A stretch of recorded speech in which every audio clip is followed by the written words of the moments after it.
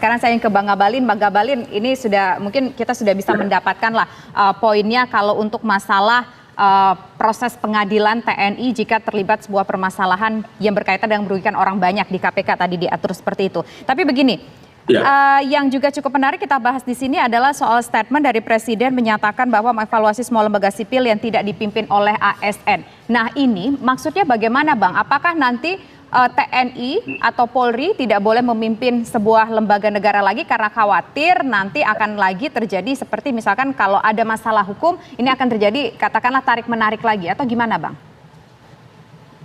Ya, makanya dari awal tadi ya Bang Ali sudah sampaikan bahwa terkait dengan kementerian, lembaga dan khususnya lembaga itu semua sudah diatur dalam undang-undang. Umpamanya seperti Undang-Undang Nomor 34 tahun 2004 atau juga menyangkut dengan Undang-Undang 30 tahun 2002 tentang KPK.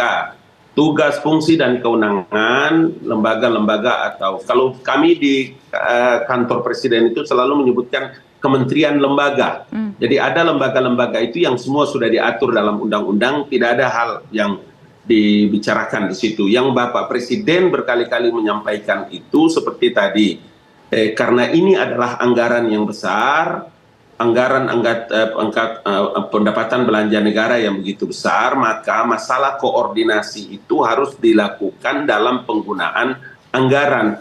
Saya ingat juga pada waktu bulan Juli dalam catatan ini 2023 kemarin itu kan Presiden seperti hari ini menyebutkan tentang mengevaluasi. Jadi tidak mau ada semacam penyelewengan anggaran di tempat-tempat yang strategis. Kenapa? Karena tadi bunyinya adalah triliun rupiah.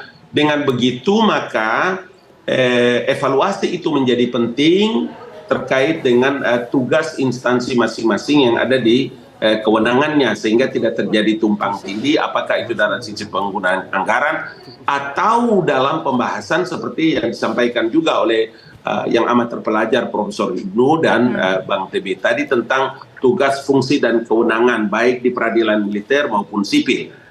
Tidak kita masuk dalam evaluasi yang seperti ditanyakan tadi tentang evaluasi kelembagaan, bukan. Tetapi koordinasi dalam penggunaan anggaran pendapatan belanja negara yang begitu besar, sehingga akuntabilitas dari penggunaan anggaran itu benar-benar dirasakan manfaatnya dan benar-benar pada tempatnya. Itu maksudnya yang disampaikan Bapak Presiden. Iya, terima kasih Bang Ngabalin. Memang betul, kita semangat jadi substansinya adalah bagaimana uang negara itu balik. Betul. Apalagi perkembangan sekarang itu kan Kejaksaan Agung melihat kerugian negara dan kerugian perekonomian negara. Ini yang menjadi menarik. Jadi jangan sampai kita habis uang itu untuk dilakukan tindak pidana korupsi. Oleh karena itu, saya punya gambaran Bang Ngabalin, Pak Hasanuddin.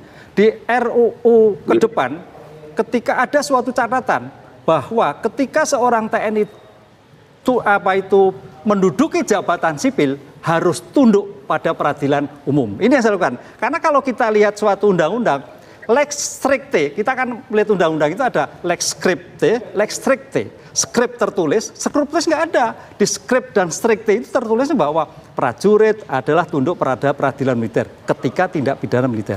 Lah sekarang bagaimana ketika tindak pidana umum? Berarti kan secara kontrario. Lah konteks secara kontrario kadang-kadang nggak bisa dipahami ketika tidak dirumuskan dalam undang-undang. Nah, oleh karena itu ke depan kepada pembuat undang-undang ketika seorang prajurit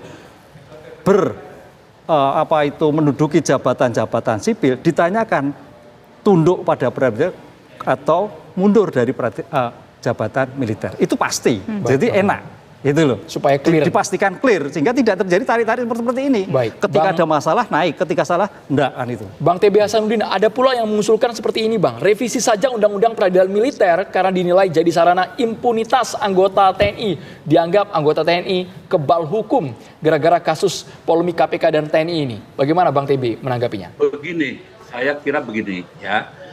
Ya silahkan saja, itu kan keputusan politik. Ya, dan TNI pasti akan loyal, nggak ada masalah. Saya yakin dan percaya. Cuman nih juga ya, saya ingin menyampaikan hal-hal yang mungkin belum diketahui publik dan mengapa Pak Presiden meminta diadakannya penekanan pada koordinasi. Saya ambil contoh ya. zaman dulu yang namanya peradilan koneksitas itu seperti ini. Tolong dipahami betul ya. Yang pertama, penyelidikan itu koneksitas, ya. Lalu ditingkatkan menjadi penyidikan koneksitas. Ketika penuntutannya sendiri-sendiri. Oke, peradilannya sendiri-sendiri. Untuk TNI di peradilan militer, untuk sipil di peradilan umum. Dan itu menimbulkan banyak pertanyaan.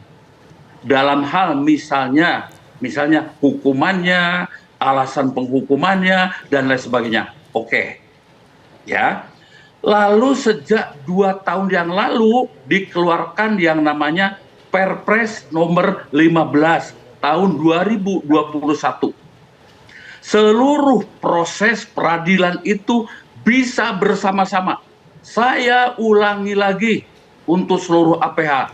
Bisa bersama-sama mulai dari investigasi, penyelidikan, tingkatkan ke penyidikan, dan kemudian ke penuntutan di peradilan. Penyelidikannya bareng. Penyidikannya bareng. Penuntutannya bareng antara auditor militer dengan jaksa penuntut umum. Dan yang terakhir, peradilan koneksitas. Itu bisa peradilan koneksitas tipikor atau koneksitas umum, ya. Kalau seperti yang ada ini di Basarnas, bisa dipilih peradilan koneksitas. Di situ ada majelis hakim yang di dalamnya hakim umum dan hakim militer. Jadi menurut hemat saya, Perpres 15 itu clear. Coba tolong dibaca, ya.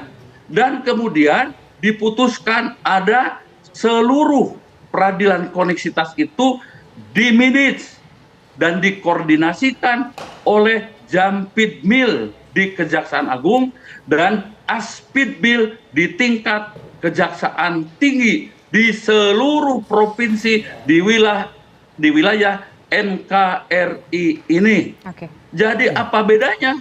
Baik. Kalau menurut hemat saya, sambil menunggu nanti ada peradilan militer yang lebih baru sesuai yang disarankan oleh Prof. Ibnu itu. Oke, baik. Itu kira-kira clear menurut hemat saya. Tinggal mau apa tidak melaksanakan Perpres 15 ini. Padahal sudah 2 tahun yang lalu dibuat oleh Presiden.